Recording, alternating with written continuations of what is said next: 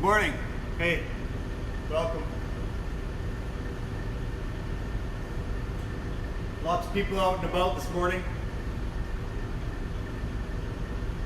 It's Saturday morning, and it's on Commercial Drive. It's a busy morning. Hey, good morning. It went well yesterday. Yeah. I forgot to mention it was my birthday yesterday. I tend to forget. Actually, one of my coworkers reminded me. I remembered yesterday, the day before, that it was going to be my birthday. I don't take my birthday very serious, though. I grew up with. Oh, thanks. I grew up with. My grandparents were Jehovah's Witnesses, and they were my neighbors. So I think that sort of rubbed off on me a little bit. We always celebrated Christmas and stuff like that, but birthdays were never really a big deal. So yeah, I'm a year older today.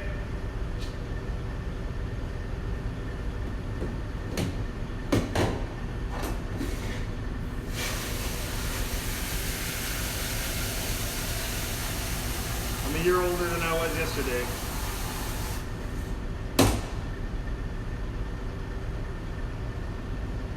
Yeah. Especially after as many as I've had. I'm not that old really though. Yeah. I don't like partying, so I should say I don't like partying. I just don't go out of my way to party. I don't know if that makes any sense.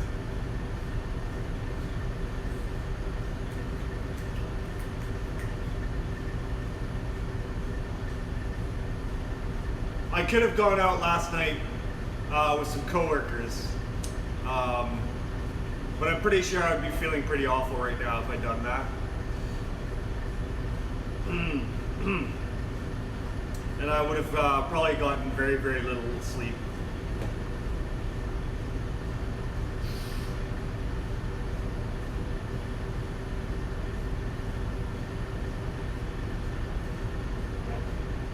I just dropped my first batch. Waiting for you.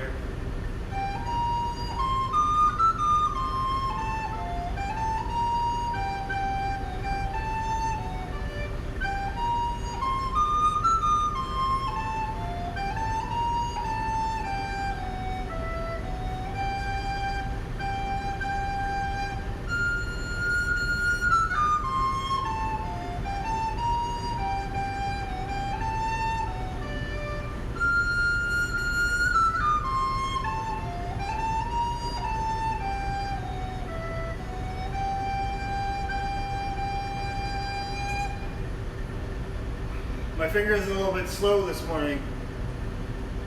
Takes a little while for them to warm up.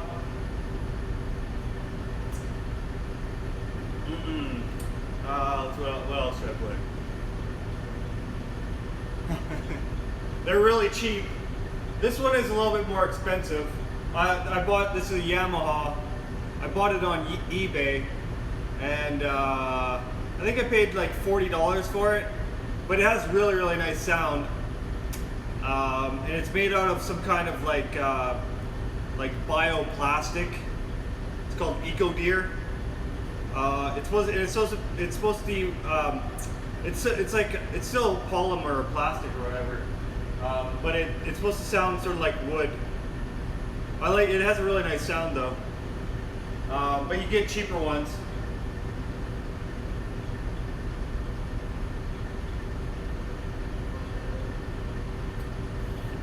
You can get them for like $7. Yeah, the base model, the Yamaha, the base model of the Yamaha, the one below this is like $7. So.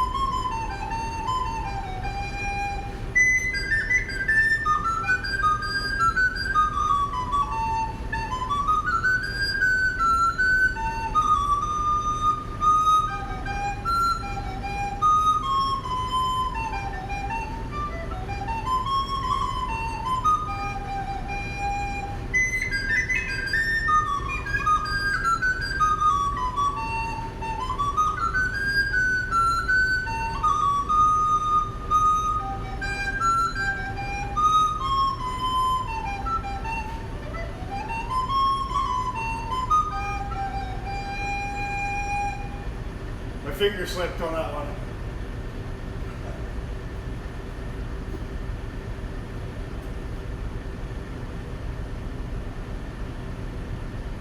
Nice. Yeah, I love it's that's JS Bach. He was a master making, like, he goes slow, fast, slow, fast. Yeah. Or like he'll start out low and then go high. Yeah. He was a brilliant songwriter.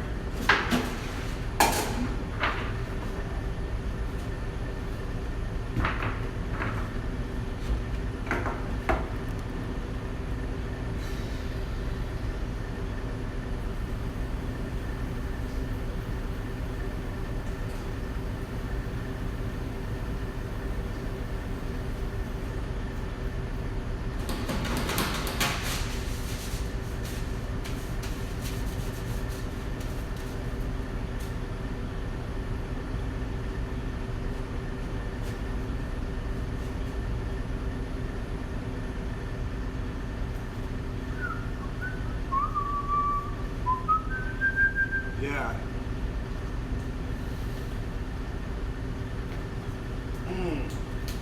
I really like Handel too. Handel and Bach. Those are the two composers I know the most songs written by them, I guess. They wrote a lot of songs for the. I think Handel wrote a lot of songs for the recorder, specifically for the recorder.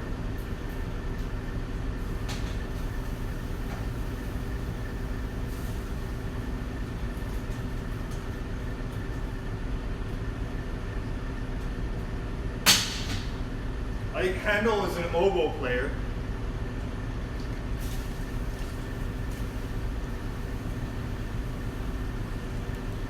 I'm sure he could play every instrument fairly well. Handel and Bach. Bach and Handel.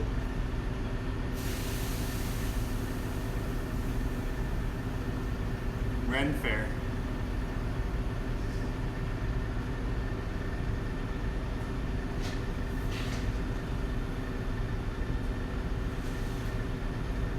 What's Ren Fair?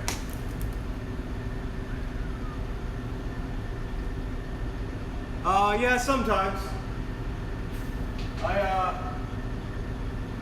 sometimes accidentally fill it too full. If you forget about it and leave it on high, it can boil over and extinguish your flames. But that's not a huge deal because usually you can just reignite it fairly easily if you have a lighter or a burning napkin or something.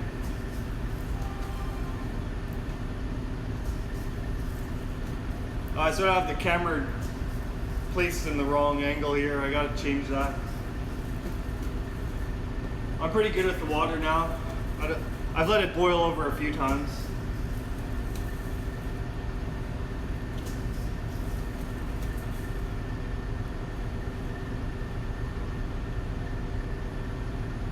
Oh yeah. Yeah, I think I've singed my apron a few times standing too close to it. I haven't lit myself on fire yet though.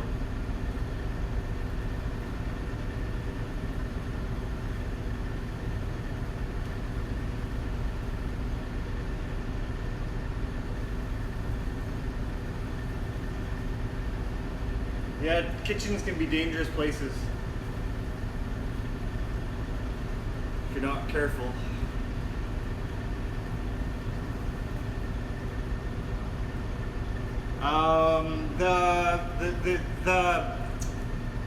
They're supplied by the employer, but I take them home and clean them myself.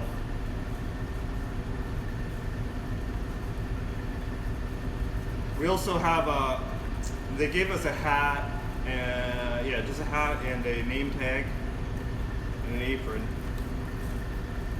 But I don't wear the hat that they issued because I don't like the fit. And I didn't like the material it was made out of. So I wear my own hat. Similar style though.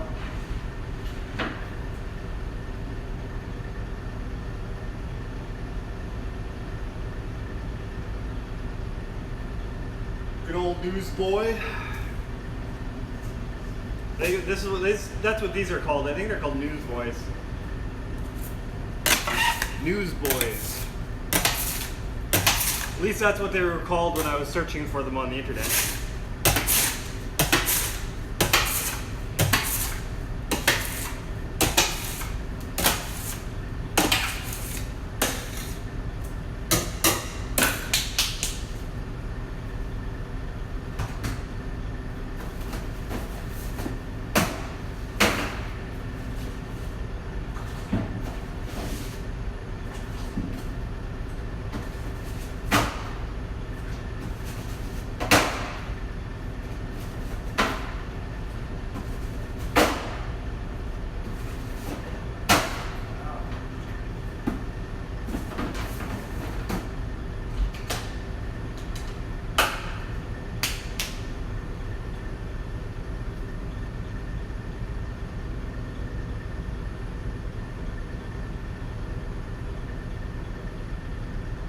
Oh, okay. Yeah, I don't know.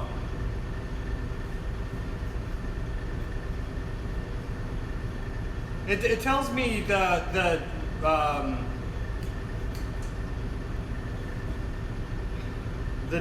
donator's name too. What do you call it? Donatee. It tells them their name as well. You'd think it'd be more anonymous, but I don't know. Yeah, I guess I should maybe be more private. I have nothing on the internet I'm trying to hide, so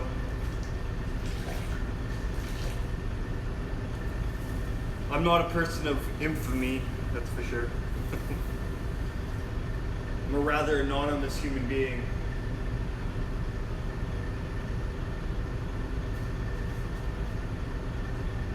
I guess that's the point. I should probably try to keep it that way.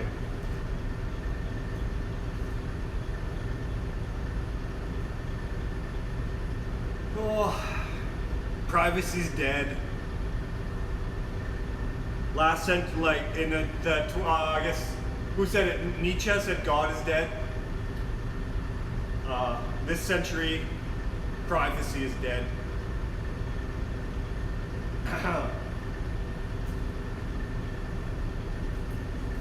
Something big has to die every year. Every 300 years.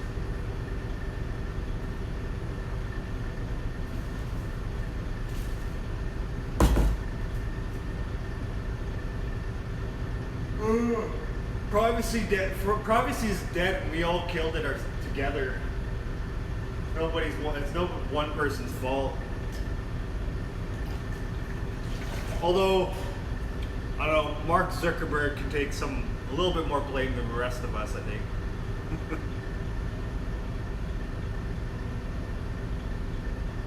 Yeah. I'm not even on Facebook. I erased my Facebook profile a few years ago. Yeah. I boycott Zuckerbook. I'm not a fan of Zuckerbook at all. Ever since he won the election for Trump. So I blame Facebook a little bit. That Cambridge Analytica, I don't know. I blame Facebook a little bit for Trump. Yeah. And Twitter. Oh my God, Twitter is just like.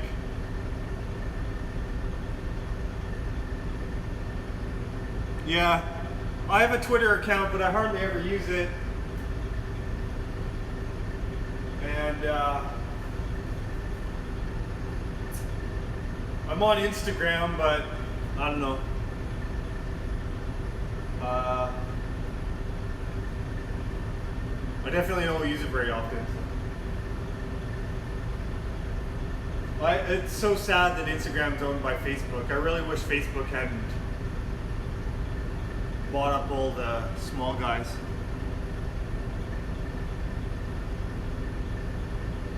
Yeah.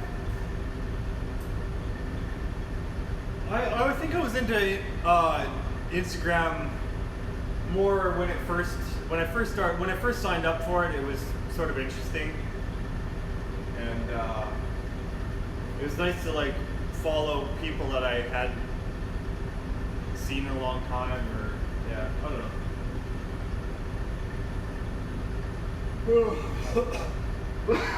Excuse me. Yeah. Facebook should have never been allowed to buy Instagram and WhatsApp. They should have stayed separate. They would have been competing with each other right now. Now instead it's just a big old cluster.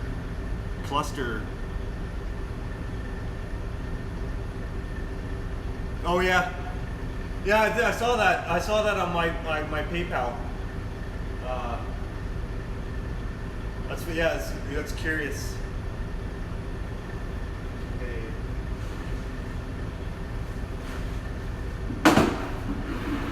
It's an English surname, I think.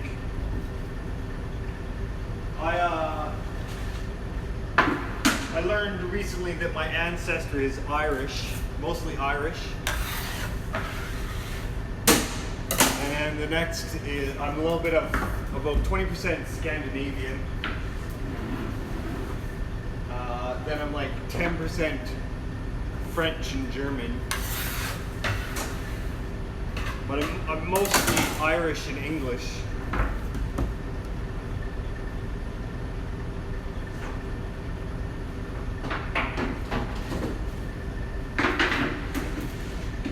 I always thought that my Scandinavian heritage was more significant.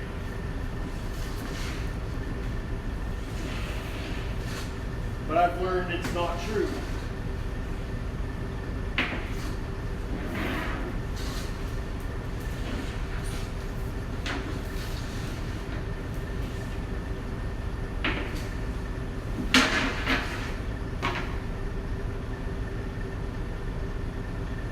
Yeah. I think Canadians are pretty much the same. We're sort of from the same stock, the Commonwealth stock or whatever. European descent. Broadly European.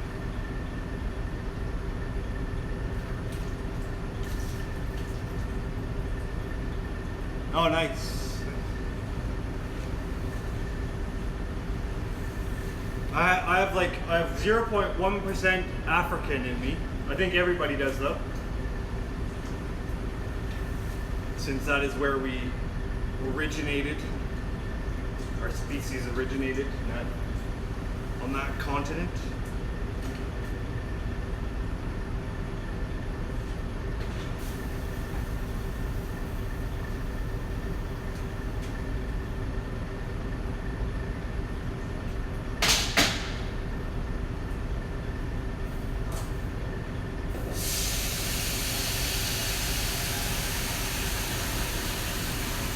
Yeah, I'm not sure.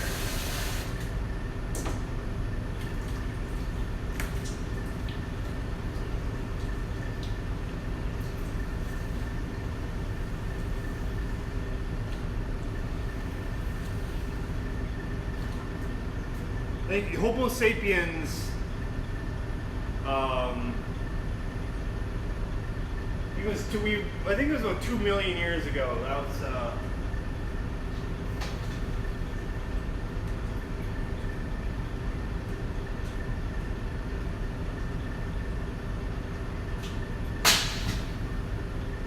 started differentiating ourselves from the other hominids, I guess.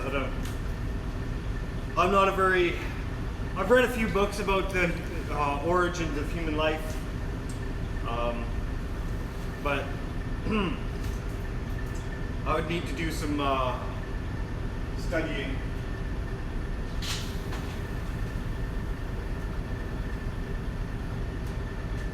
To get the facts straight.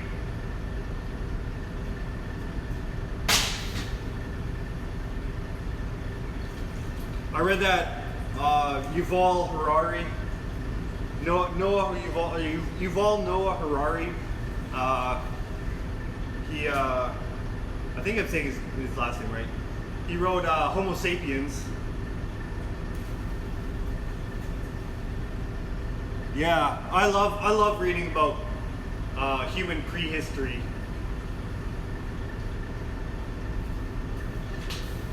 The origins and evolution of life.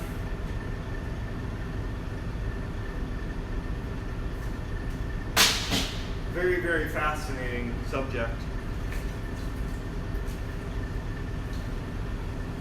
You should read that Yuval Harari book.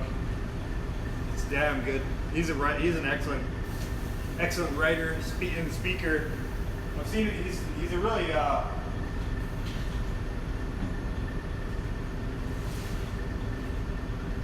quite a significant thinker.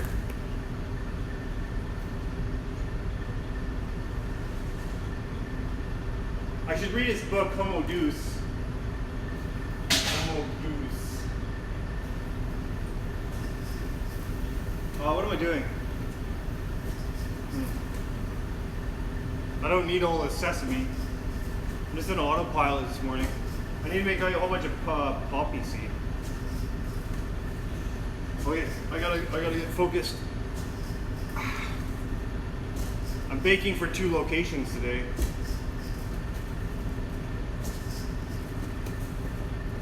Shoot, I wish I hadn't put this poppy or this plain or sesame on these boards. I need poppy in the oven now. Oh well, I'll try to catch up. Homo Deus, Deus. I think, I'm not sure if I'm saying it right. Homo, like as in the next evolution of Homo sapiens. He wrote Homo sapiens. I think that's what it's called, Homo sapiens sapiens or something. Homo sapiens. And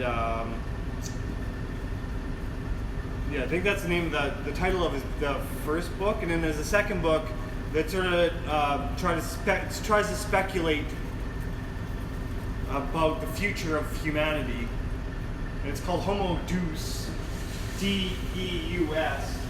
I'm not sure if I'm saying that properly. Deus. Yeah, that one. Yeah.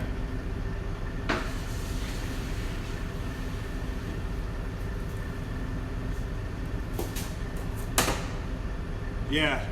No, I haven't read that one. I read the first one a while ago. It's really good. I mean, and the writing is really accessible, and just a beautiful encapsulation of all we know about human prehistory.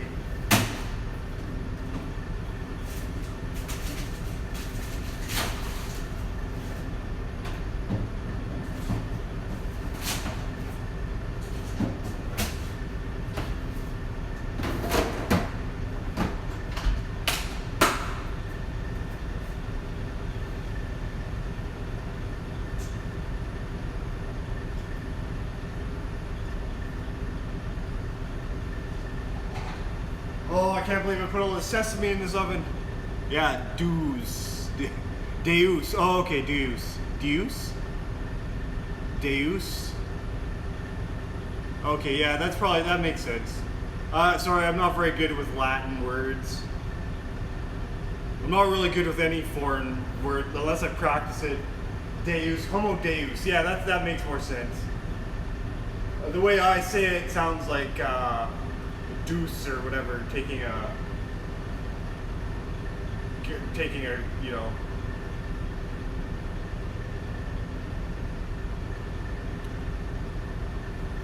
Yeah, I don't know any Latin, obviously. I know words that are not familiar sometimes throw me off. I need to hear somebody pronounce them for me, so.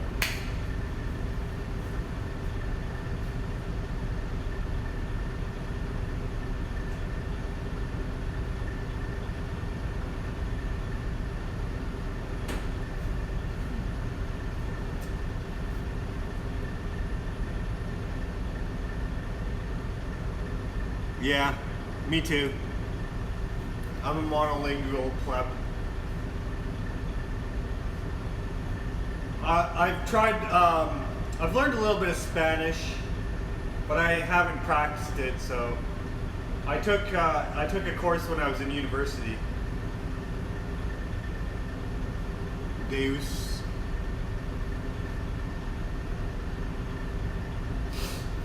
Deus.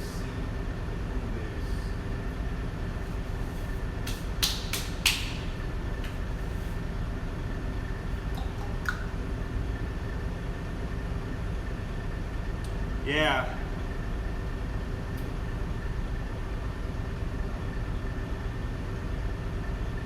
I should try to learn French. I am Canadian after all, and we are supposed to be bilingual. Unfortunately, my French education was very lacking.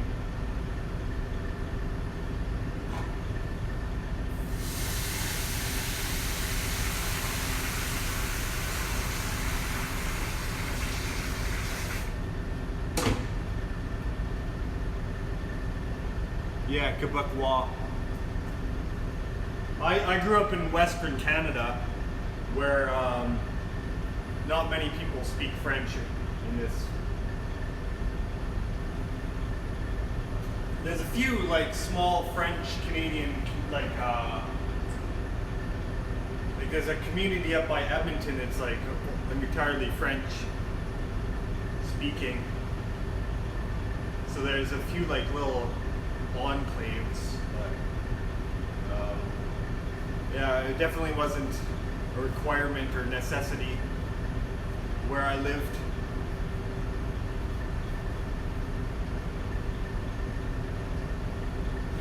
Where I grew up.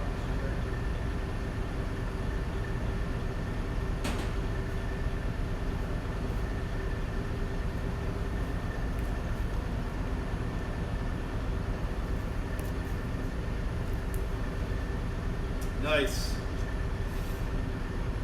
Some people have a knack for acquiring languages.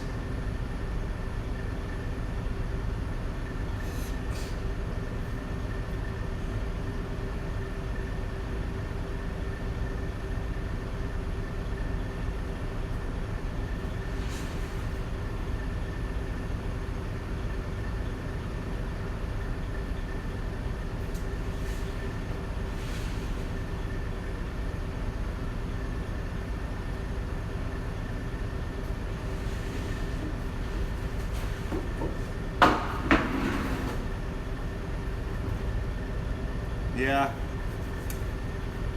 Big-brainedness. I envy the big-brained people. I feel like I have a moderately big brain. It's not enormous. It's definitely not Nobel Prize level material, but I like to put it to use. I like to exercise my faculties. I think that's the most important thing, is you have to exercise your faculties. Your mental faculties.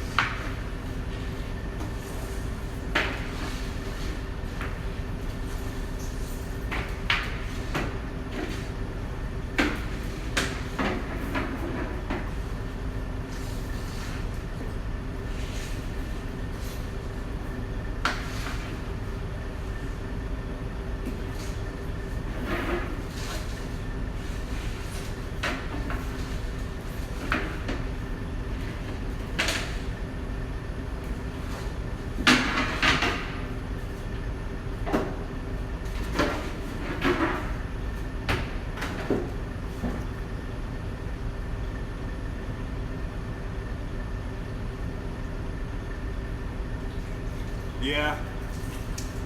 Well, that's so true. You have to use it or you lose it. It's one of the truest cliches that was ever whatever. I have problems with words today. Gotta do some poppy. Ah, I can't believe I did so much sesame. I don't need all the sesame.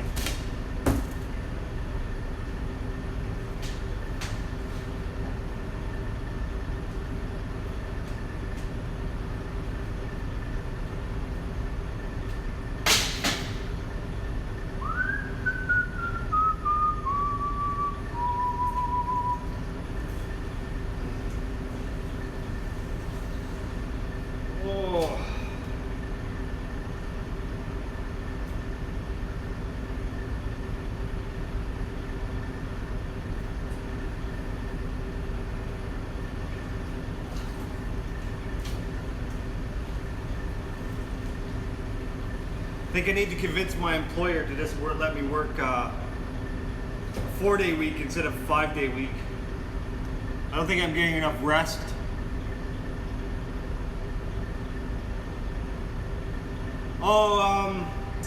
We're short-staffed. One of our bakers quit at our Surrey location, and we just haven't been able to find somebody to replace that baker. So we don't have a baker on the weekend at that location right now, and so we're baking for that location at this location and sending bagels over there.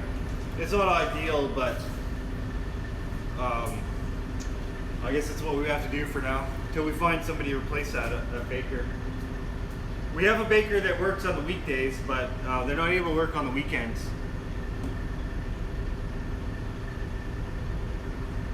I was training a baker for this location, but they decided they didn't want the job, so I'm sort of covering the shifts that person would have been doing here, and so they had to shift me around a bit.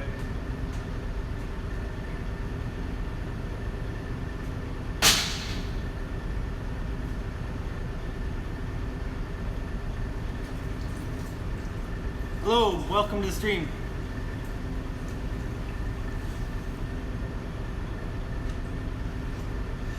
Yeah, it's too bad. I don't know. I've gotten used to it. Bakers come and go.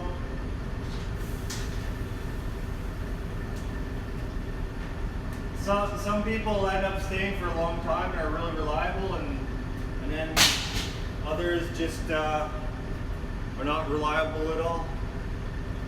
They don't stick around.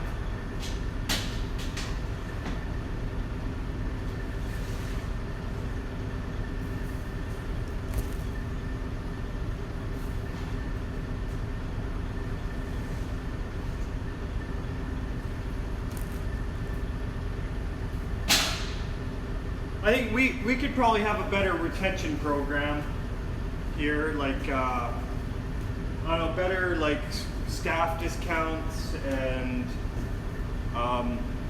more entertainment activities. We don't do a very good job of like organizing extracurricular activities to team build. I think that's important. You need to build team spirit. And you have to do things outside of work that enhance that. I'm really bad for it. I like to sort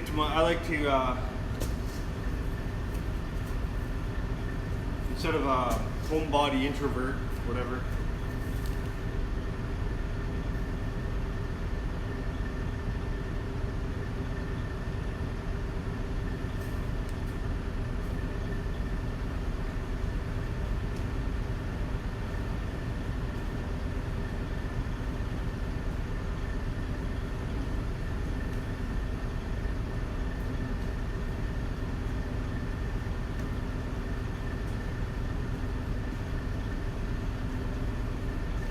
Yeah, I think this job is like, it takes a moderate level of skill, but it's mostly dealing with the hours and the work conditions and that kind of stuff. Like you have to have a certain level of endurance in order to do it, to succeed at this line of work.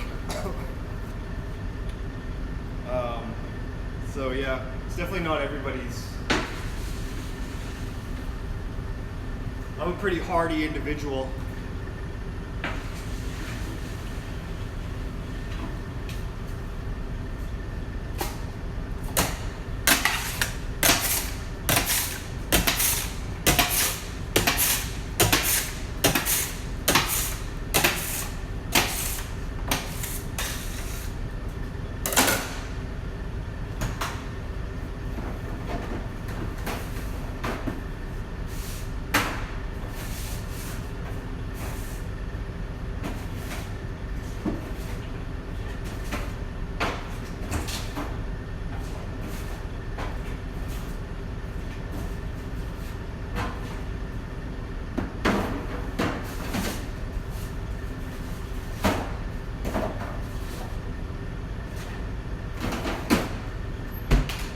I'm a survivor.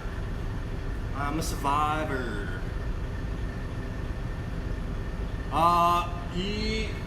Yeah, there is one, but it's poorly designed. The speakers are all at the front, so I can't actually hear any of the music at this location. I need to get a Bluetooth speaker.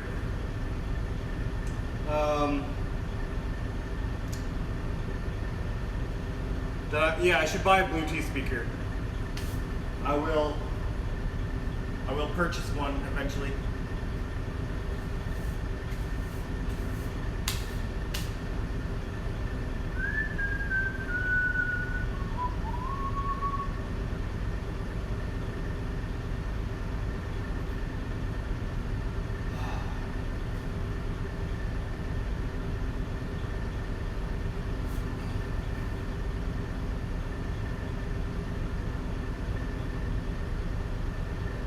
Yeah, I don't think I'd buy a Google product for a speaker anyways.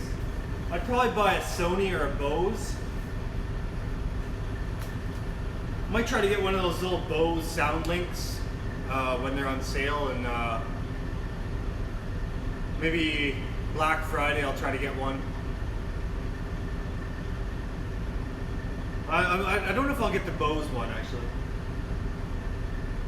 Probably get something made by Sony, or no, not Sony. Yeah, I don't know. I'll take a look. We'll see. We'll find something. I'm gonna buy me a Switch this year too.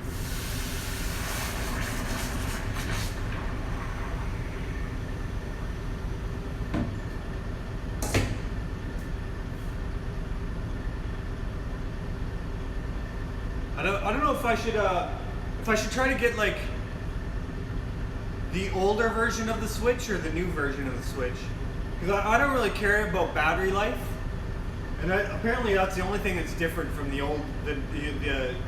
new Switch from the old Switch is battery life. That's the only thing they've changed. So if I could save like $50, I don't know if $50 is really worth it though. I don't plan on using it as a mobile device very much. I'm not much of a mobile gamer. You can get at Best Buy right now. It's $350 for the older one, and it's $399 for the new one. So it's only a $50 difference. So it's probably not worth it. And also, I heard that Nintendo's fixed the Joy-Con drift problem with the new version, so it's probably better just get the new one, I think.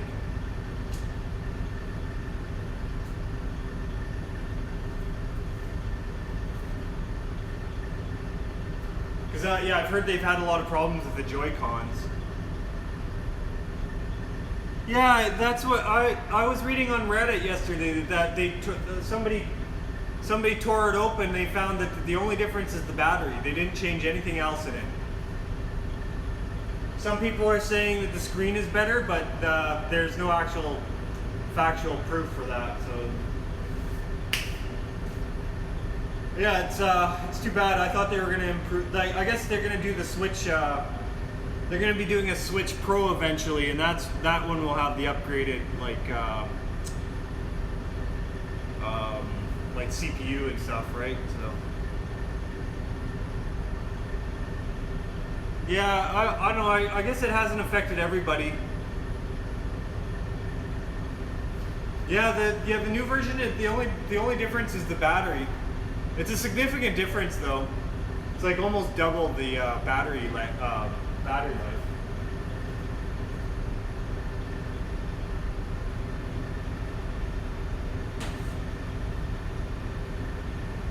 They probably refined the design a bit too, so I think it's probably worth it to get the new one.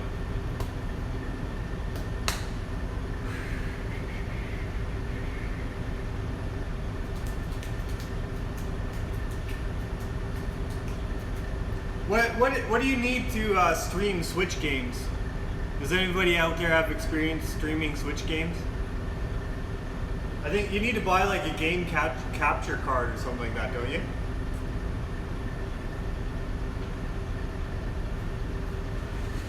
Game.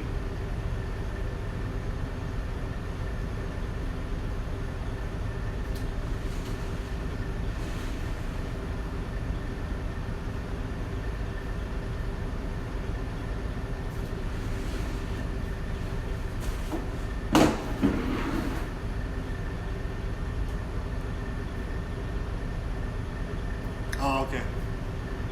Yeah, okay, yeah.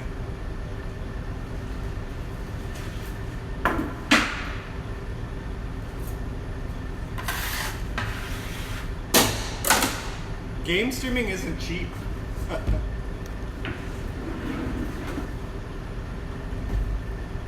It isn't cheap.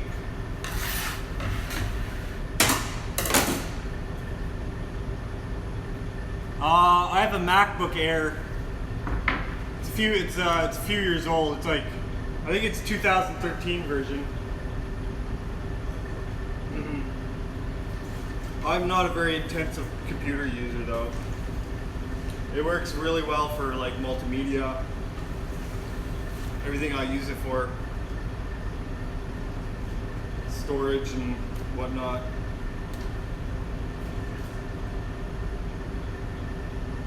Yeah. Yeah, I'll have to do some investigating. I'm not sure what it takes. I haven't really looked into it. I've never streamed any of my gameplay. I don't play video games that often. I don't have a lot of time to do it, but I think I'd like to start streaming my gameplay whenever I do play.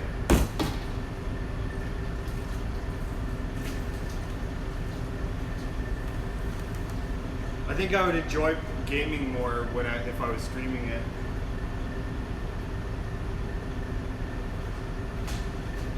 Don't get me wrong, I enjoy gaming. I think I'd just enjoy it more if it was being streamed. Yeah, I think that's important. That's definitely one of the attractions for streaming is audience engaging an audience. Yeah, I might get a lot of backseaters. I'm not like a great gamer. I'm pretty sure. I'm definitely not a pro. Pretty much.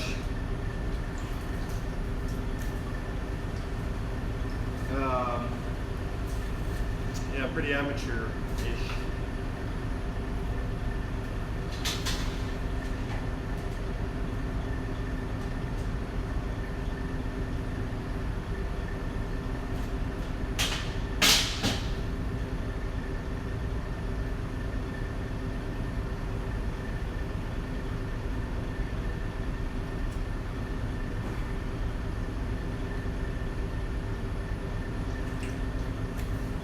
Yeah, I'm definitely not a pro gamer.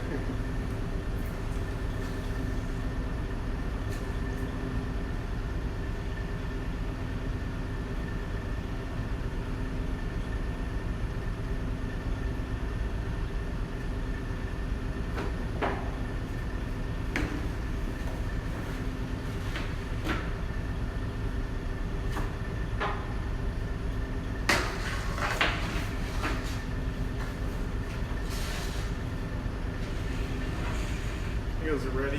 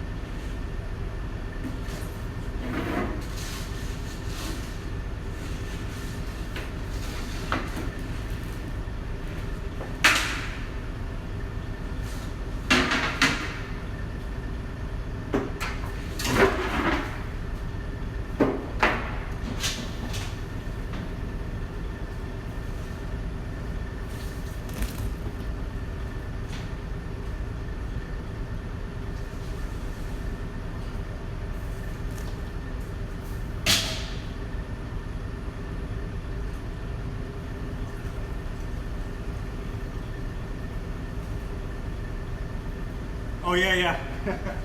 Yeah, there's a little pocket here.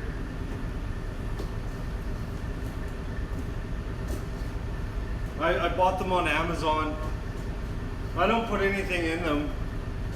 Actually, I should say I use them when I go swimming. I put my locker key in there. It's the only time I ever use my secret pocket though.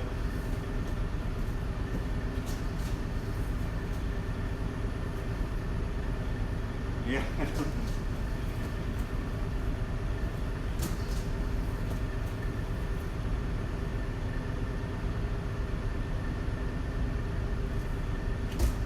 Yeah.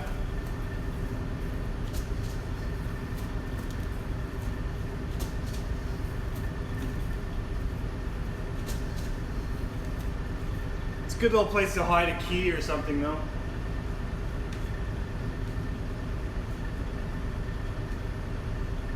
I guess it's not very hidden there. It's pretty obvious. You have a pocket on your wrist.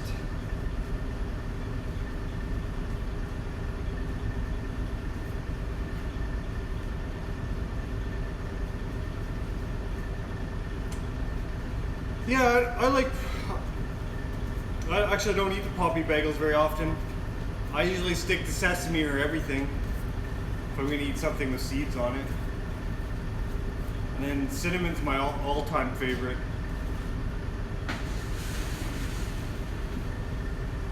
Cinnamon or plain or rosemary.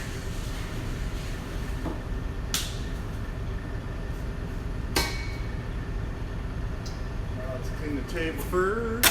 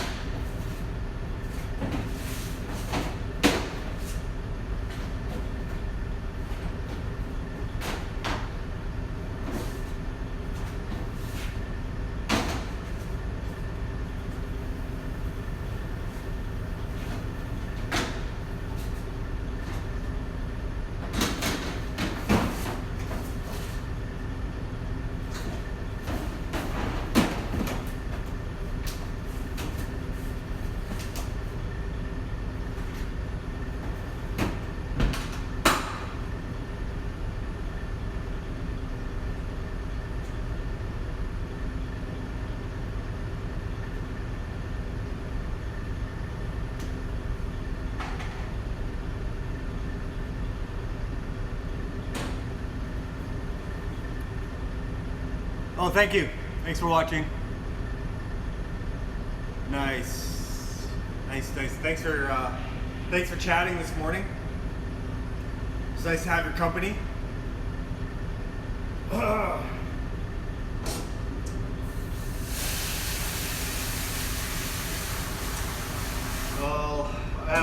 days off coming up here, so I'll probably hopefully I'll see you again on Wednesday.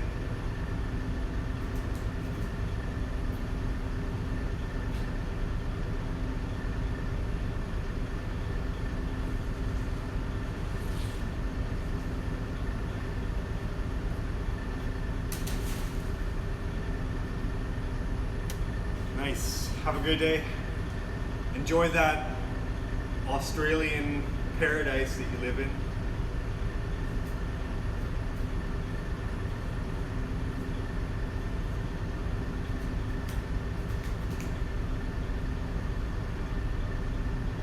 Australia. I should visit Australia. One day I will, hopefully.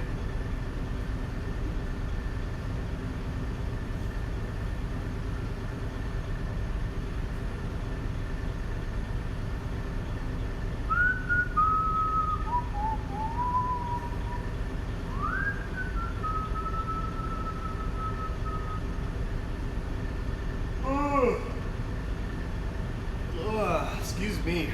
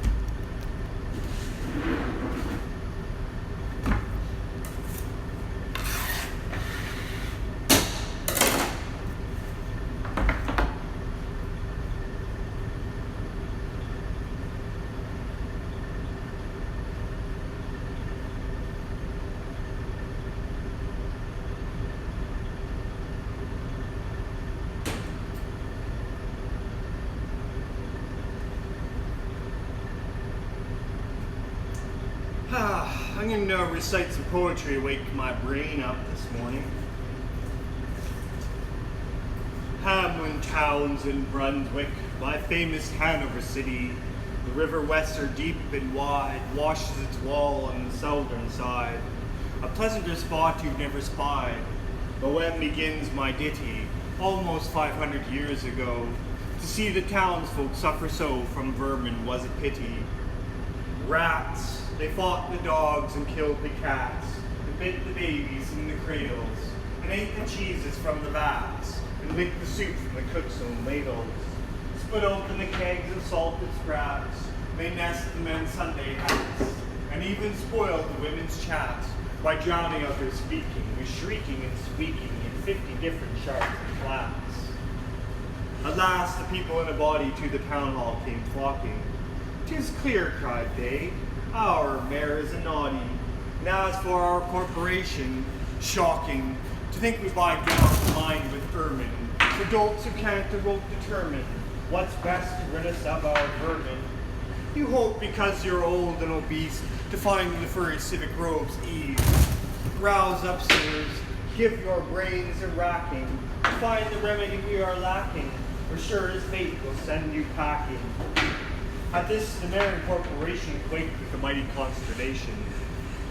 An hour they sat in council. At length the mayor broke silence. "For a gilder eyed my ermine gown sell. I wish I were a mile hence. It's easy to bid one rack one's brain. I'm sure my poor head aches again. I scratch it so, but all in vain. Oh, for a trap, a trap, a trap." Just as he said this, what should hap at the chamber door but a gentle tap? "Bless us," cried the mayor, "what's that?" With the corporation as he sat, looking little through wondrous fat, nor brighter were his eyes, nor moister than a too long opened oyster, save when at noon his podger of muteness, or plate of turtle green and glutinous. Only a scraping of shoes on a mat, anything like the sound of a rat makes my heart go pit-a-pat. "Come in," cried the mayor, looking bigger, and in could come the strangest figure. His long queer coat from heel to head was half yellow and half red, and he himself was tall and thin, with sharp blue eyes, each like a pin, and like loose hair and swarthy skin, nor tuft of hair on cheek, nor beard on chin. But lips were smile when on in, there was no guessing his kith or kin, and nobody could enough admire this tall man in his quaint attire. Quoth one, "It's as my great-grandsire, starting up at the trump of doom's tone, had walked this way from his painted tombstone." He advanced towards the council table, and "Please, your honor," said he, "I am able, by means of secret charm to draw, all the creatures living beneath the sun, that crawl or swim or fly or run, after me so as you never saw. And I chiefly use my charm on creatures that do people harm, the mole and toad and newt and viper, and people call me the Pied Piper." And here they noticed round his neck a scarf of red and yellow stripe, to match with his coat of self-same check. And at scarf's end hung a pipe. His fingers, they noticed, were ever straying, as if impatient to be playing upon this pipe, as low it dangled over his vesture soled, fangled. "Yes," said he, "Pied Piper as I am, in Tartary I fed the cam, last June from his huge swarms of gnats. I eased in Asia the Nizam of a monstrous brood of vampire bats. And as for what your brain bewilders, if I rid your town of rats, will you give me 1,000 guilders?" 50,000 was the exclamation of an astonished mayor and corporation. Into the street the piper stepped, smiling first a little smile, as if he knew what magic slept in his quiet pipe the while. Like a musical adept to blow his pipe, his lips he wrinkled, and green and blue his sharp eyes twinkled, like a candle flame where salt is sprinkled. And ere 3 shrill notes the pipe uttered, you heard as if an army muttered, and a muttering grew to a grumbling, and a grumbling grew to a mighty rumbling, and out of the houses came the rats tumbling. Great rats, small rats, lean rats, brawny rats, brown rats, black rats, gray rats, tawny rats, grave old plotters, gay young friskers, fathers, mothers, uncles, cousins, cocking tails and pricking whiskers, families by tens and dozens, brothers, sisters, husbands, wives, followed the Pied Piper for their lives. From street to street he piped advancing, and step for step they followed dancing, until they came to the river Weser, wherein all plunged and perished, save one who stout as Julius Caesar swam across and lived to carry, as he the manuscript he cherished, to Ratland home his commentary, which was, at first shrill notes of the pipe, I heard a sound as of scraping tripe, and putting apples wondrous bright into the cider presses bright, and a moving way of pickle cup boards, and leaving a jar of conserve cupboards, and drawing the corks of train oil flasks, and breaking loops of butter casks. And it seemed as if a voice, sweeter far than by bark or by Solomon's reed, called out, "O raps, rejoice! The world has grown to a vast dry saltery. So munch on, crunch on, take your nunch on, breakfast, supper, dinner, lunch on, and just how baldy sugar punch on, already stayed like a great sun shone. Gracious, scarce an inch before me, just as we thought it said come for me, found the west rolling over me.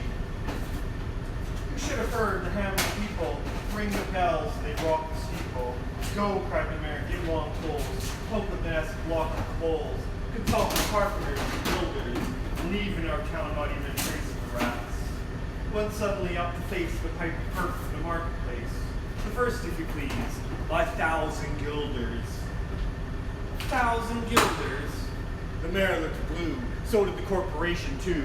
For council dinners made wear havoc with Claret, Moselle, Vin de Gras, Hawk, and half the money would replenish their cellar's biggest butt of Rhenish, to pay this sum to a wondering fellow, with gypsy coat of red and yellow. Besides, quoth the mayor with a knowing wink, our business was done at the river's brink. We saw of their eyes the vermin sink, and what's dead can't come to life, I think. So, friend, we're not folks to shrink from our duty of giving you something to drink, and a matter of money to put in your coat. But as for the guilders, what we spoke of them, as you well know, wasn't joke. Besides, a loss has made us thrifty. 1,000 guilders, come, take 50. The piper's face fell and he cried, "No trifling, I can't wait beside. I promised a visit by dinner time Baghdad, and accept the prime the head cook's pottage, all he's rich in, for having left in the caliph's kitchen of a nest of scorpions no survivor. With him I proved no bargain driver. With him I proved no bargain driver. With you don't think I'll pay the stiver. If folks who put me in a passion, may find me pipe after another fashion." "How," cried the mayor, "do you think I brook, being worse treated than a cook, insulted by a rival, with idle pipe and desperate libel? Threaten us, fellow, do your worst, blow your pipe there till you burst." Once more he stepped into the street, and to his lips again laid his long pipe with smooth straight cane. And there he blew 3 notes, such sweet soft notes as yet musicians cunning never gave the enraptured air. There was a rustling that seemed like the bustling, a merry crowd adjusting and pitching and hustling, small feet pattering, wooden shoes clattering, little hands clapping, and little tongues chattering, and like foals in the farm when their barley is scattering, out came the children running, all the little boys and girls, with rosy cheeks and flaxen curls, and sparkling eyes and teeth like pearls, tripping and skipping right merrily after. The wonderful music was shouting and laughter. The mayor was dumb, and the council stood, as if they're chained to the blocks of wood, unable to move a step or cry, to the children barely skipping by. Could only follow with an eye that joyous crowd at the piper's back, and how the mayor was on the rack, and the wretched council's bosom beat as the pipe returned from the high street, to where the west rolled its waters, right in the way of their sons and daughters. How I returned from south to west, into Copperberg Hill his steps addressed, and after him the children pressed, great was joy in every breast. He never crossed the mighty top, he's forced to let the piping drop, and we shall see our children stop. When lo, they reached the mountainside, a wondrous portal opened wide, as if a cavern was suddenly hollowed. The piper advanced, and the children followed. And when all were in the very last, the door of the mountainside shut fast. Did I say all? No one was lame, and could not dance a whole of the way. And then after years, if you blame the sadness, he was used to say, "It's dull on our counts, my playmates left. I can't forget that I'm bereft of all the pleasant sights they see, which the piper also promised me. For ye let us," he said, "to a joyous land, joining the town and just at hand, where waters gushed and fruit trees grew, and flowers were forth a fairer hue, and everything was strange to view. A sparrow was bred a peacock here, their dogs had ran a fallow deer, and honeybees had lost their stings, and horses were born with eagle's wings. And just as I became assured, my lame foot be speedily cured. The music stopped, and I stood still, and found myself outside the hill, left behind me against my will, to go now limping as before, and never hear of that country more." Alas, alas, for Hamilton, there came into many a burgher's pate a text which says at heaven's gate, opes the rich at its easy rate, as a needle's eye takes a camel in. The mayor sent east, west, north, and south, to offer the piper by word of mouth, wherever it was men's lot to find him, silver and gold to his heart's content, if only he'd return the way he went, and bring the children behind him. But when they saw it was lost endeavor, and piper and dancers were gone forever, they made a decree the lawyers never should think their records dated duly, if after the day of the month and year, these words do not as well appear. And so long after what happened here, on the 22nd of July, 1376, the better memory fixed, in place of the children's last retreat, they called it the Pied Piper Street, where anyone playing pipe or tabor was sure for his future lose his labor, where suffered the hospitaller tavern, shocked with mirth a street so solemn. In opposite place of the cavern, they wrote the story on a column, and on a great church window painted, the same to make the world acquainted, how their children were stolen away, and there it stands this very day. And I must not admit to say, in Transylvania there is a tribe of alien people who ascribe the way and dress in which their neighbors lay such stress to their fathers and mothers having risen out of some subterranean prison into which they were Japan a long time ago in a mighty band out of Hamlin towns in Brunswick land, but how or why they don't understand. So Lily, let me and you be wipers of scores out with all men, especially pipers. And if they should pipe us free from rats or from mice, if we promise them aught, let us keep our promise.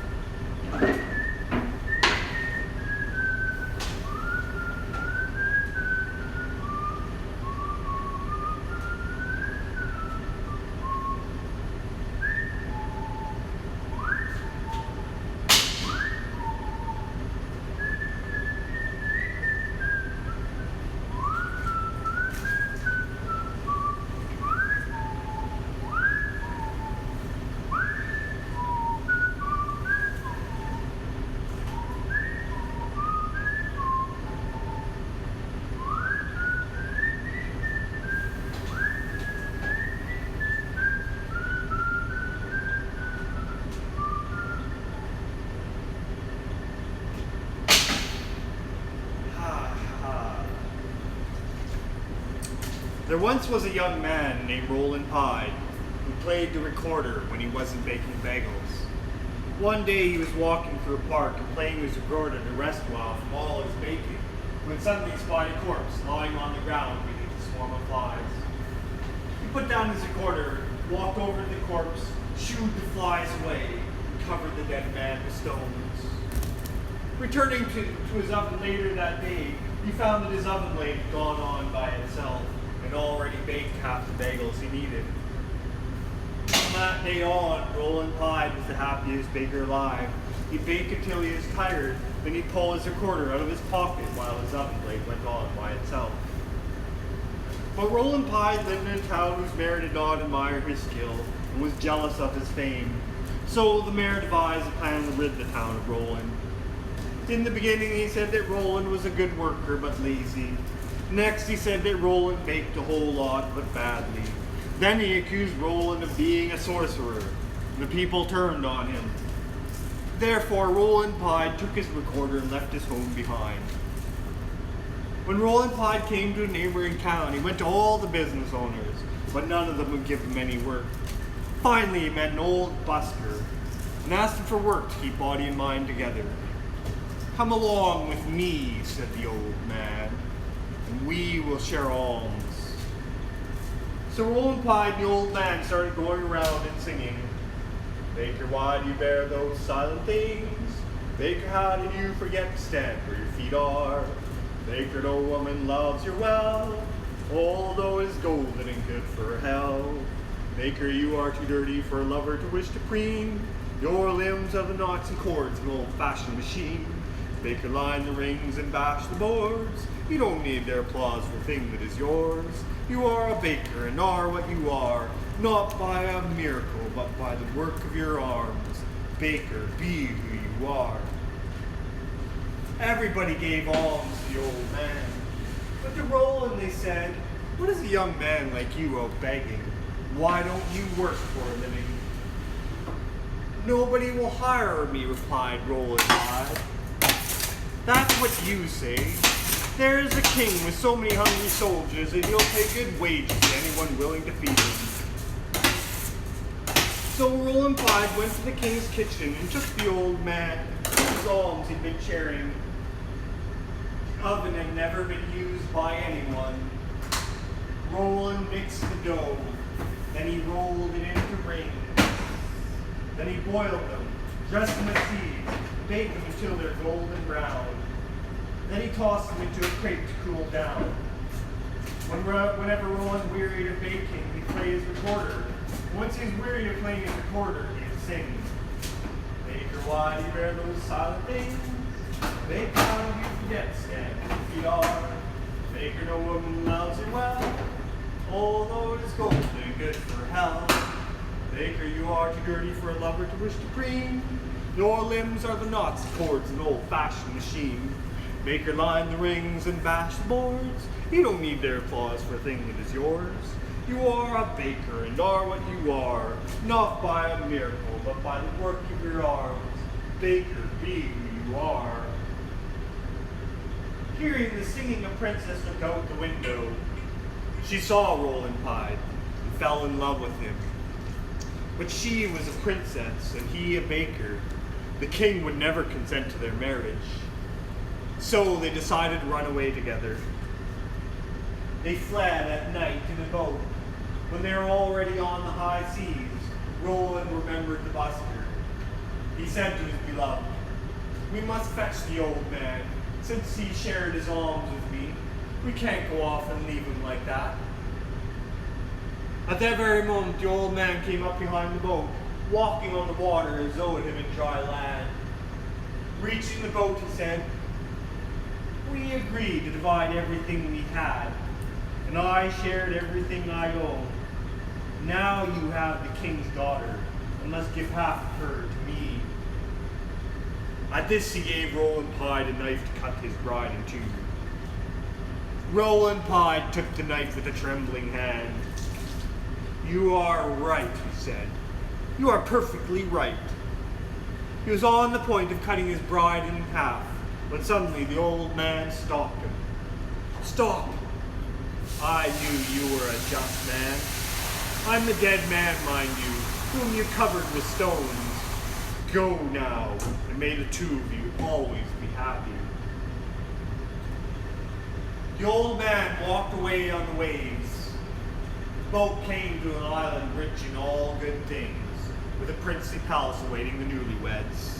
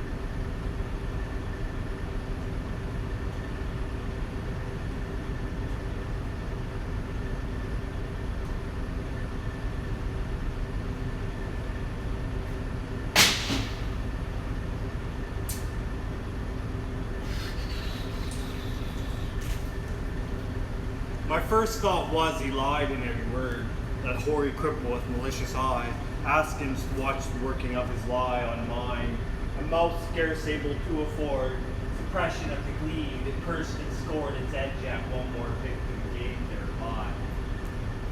What else should he be sent for with his staff? What saved the wailing with his lies and snare? All travelers might find him posted there, and ask the road. I guessed what skull like laugh would break, what crutch could write my epitaph or pastime in the dusty thoroughfare.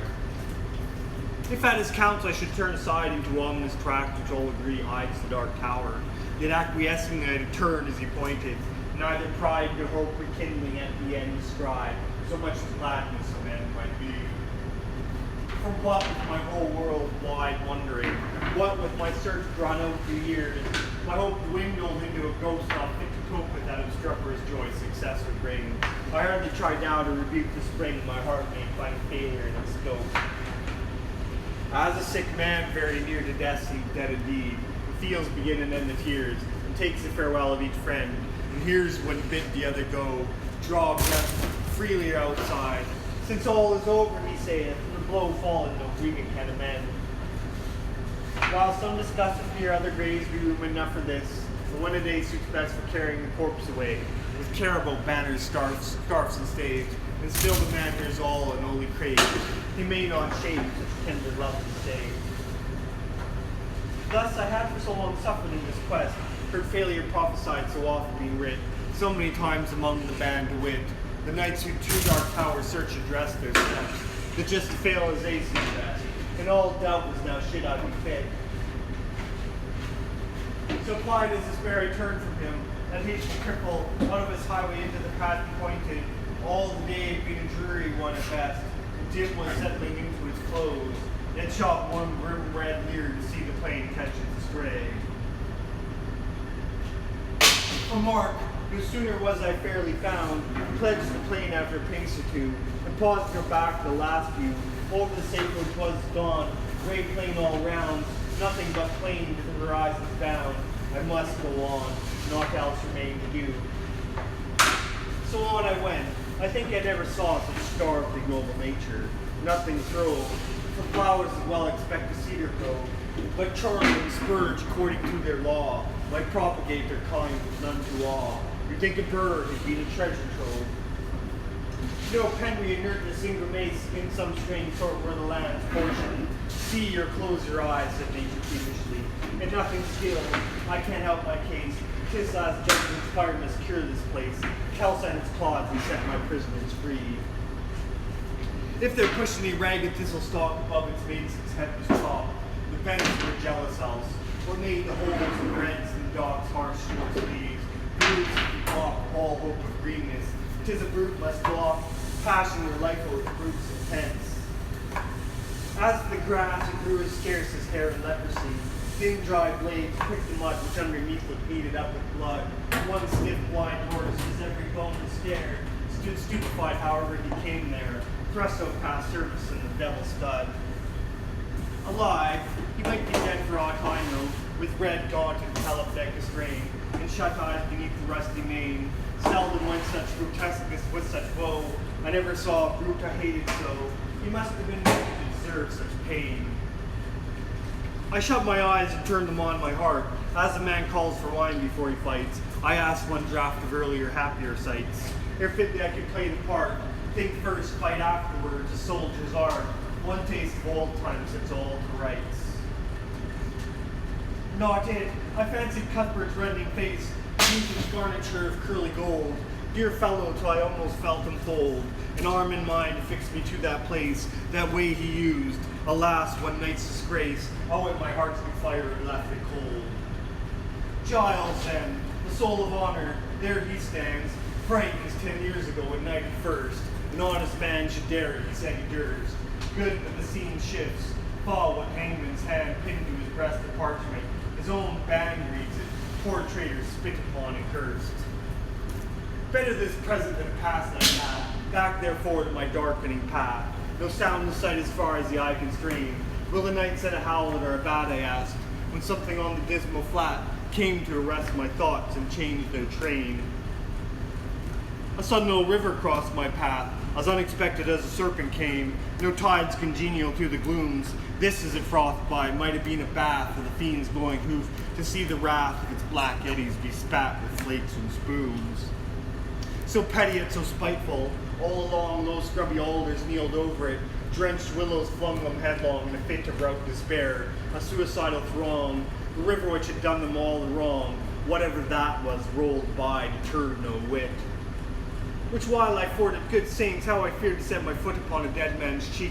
Each step revealed the spear I thrust to seek, for hollows tangled in his hair or beard. It may have been a water rat I speared, but ugh, it sounded like a baby's shriek. Glad was I to reach the other bank, now for a better country. Vain presage, who were the strugglers? What war did they wage? Whose savage childhood does path the rank soil to a plash? Toads in a poisoned tank, or wild cats in a red-hot cage. The fight must so have seemed in that foul cert. What penned them there with all the plain to choose? No footsteps beating through that horrid muse. None out of it. Mad brewers set to work with strange, no doubt, like galley slaves or Turks. Pits for his pastime, Christians against Jews. And more than that, a furlong on, why there, what bad use was that engine for? That wheel, or break not wheel, that harrow fit to reel men's bodies out like silk, stole the air of Tophet's tool, on earth left unaware of brought to sharpen its rusted teeth of steel. Then came some snub gown, once of wood, next a marsh it seemed, now mere earth, desperate and done with, so the fool finds mirth, makes a thing and mars it, till his mood changes and off he goes. Within a rude bog clay and marsh, sand and stark black dirt. Now blotches rankly colored gray and grim, now patches the smoothness of the soil, filthy moss and substances like oils. Then came a palsio, the cleft in him, a distorted mouth that splits its rim, gaping at death and dies while it toils. As far as ever from the end, not in the distance, but the evening not, tug my footsteps further at the thought. Great black bird, Apollyon's bosom friend, sailed past and beat his wide wings dragon pen, that brushed my cap, chance to guide I sought. For looking up where I somehow grew, the plain had given place all round, but mountains with such names of grace, mere heights and heaps now stole with view. How this they surprised me solved you, how to get from there was no clear case. Yet half I seemed to recognize some trick of mischief had happened to me, God knows when, in a bad dream perhaps. Here I would then progress this way, when in the very nick of giving up one more time came a click as when the trap sets are in the den. Burningly it came upon me all at once. This was the place, those two hills crouched like two bulls on pouring horde and fight, while to the left a tall scowled mountain, dunce, donnered, dozing at the very nunce, after a lifetime of training for the sight. Not what in the midst lay but the tower itself, a round squat turret, built of brown stone without a counterpart in the whole world. The tempest smoking out points the ship and thus the unseen shell. He strikes on only when timbers start. Not sea, because of night perhaps. Why day came back for that. Behind it left a dying sunset, kindled to a cleft. The hills like two giants in hunting lay.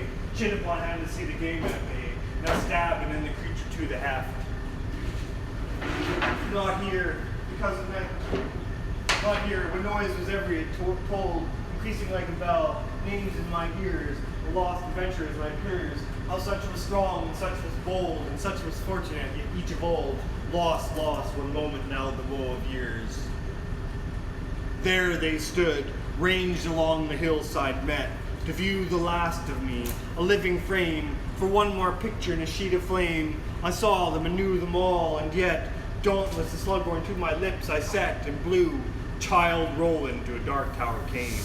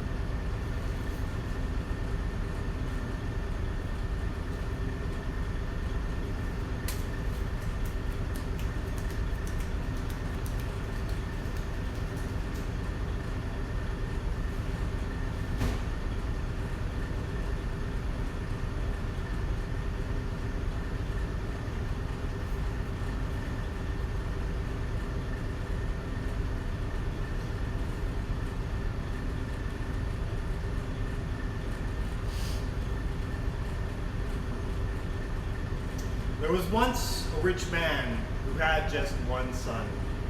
The boy was dearly loved by his father. As everybody knows, the greatest scourge on earth for a rich man is work. Therefore, when his son turned 14, the father decided to send him to school to learn the science of laziness. On the same street as the rich man, there lived a famous and highly respected professor who'd never done a lick of work in his life he could get out of doing. The rich man called on him and found him stretched out in the garden under a fig tree with a cushion under his back, a cushion under his head, a cushion under his buttocks, and a cushion under his back. Before talking to him, I must first see how he does, said the rich man to himself, and he hid behind a hedge to observe the man. The professor lay as still as a corpse, with his eyes closed. The only time he stirred was whenever he heard the thud of a ripe fig falling on the ground Let's start that one over again. Made a few mistakes there. People.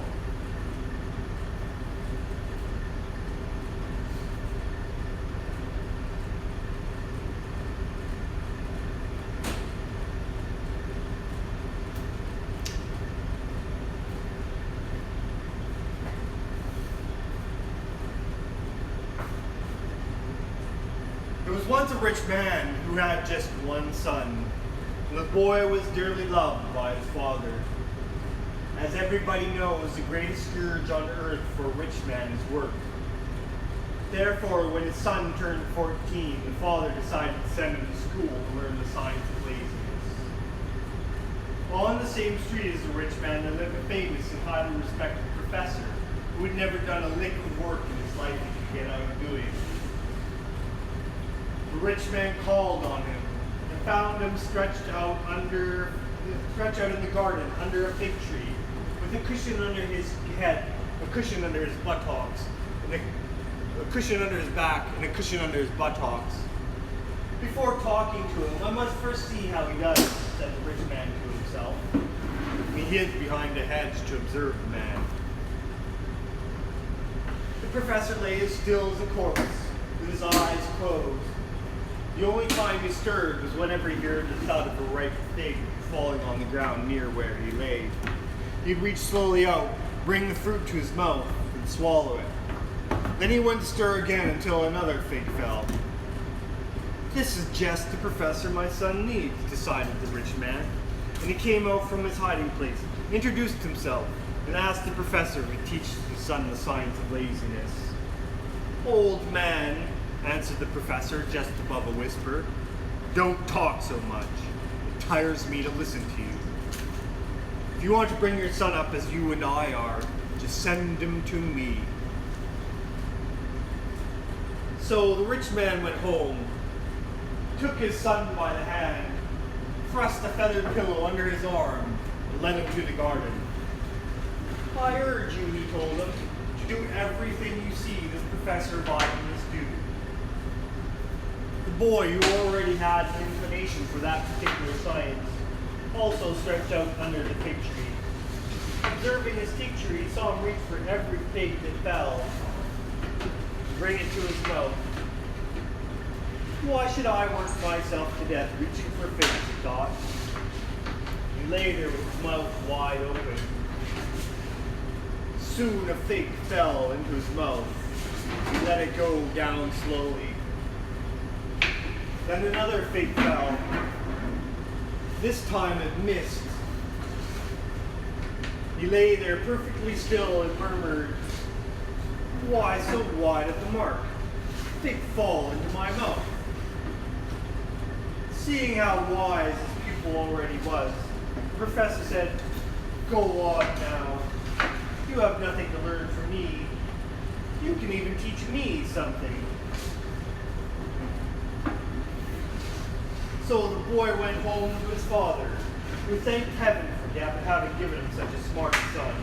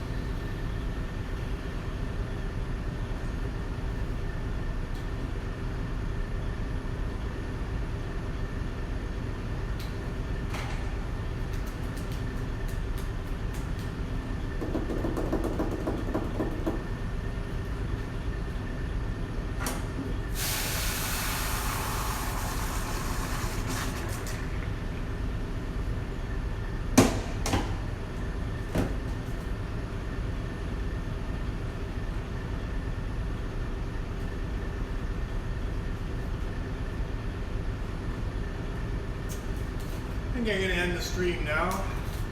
Thanks for watching. I'm gonna go across the street and get some bottled caffeination. I need my phone for that purpose. Thanks for watching. Have a wonderful day. Have an excellent week. Thank you.